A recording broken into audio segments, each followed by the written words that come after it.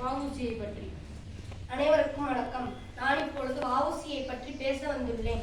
இந்திய சுதந்திர போராட்டத்தில் தனது அளப்பரிய தியாகத்தினால் மக்கள் மத்தியில் நீங்கா இடம் பிடித்தவர் வ.உ.சி. அவர்கள்.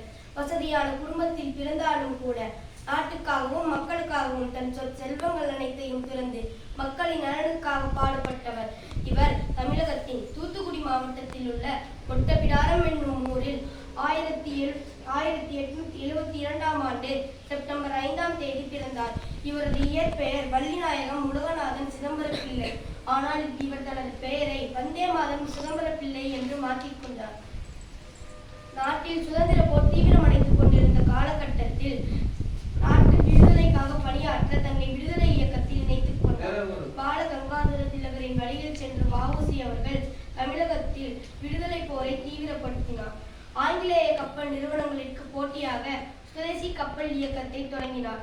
நவம்பர் 12, 1906ஆம் ஆண்டு சுதேசி ஸ்டீம் நேவிகேஷன் நிறுவனத்தை தொடங்கினார். கப்பல் போக்குவரத்தை இலங்கைக்கும் தூத்துக்குடிக்கும் இடையில் துவங்கினார்.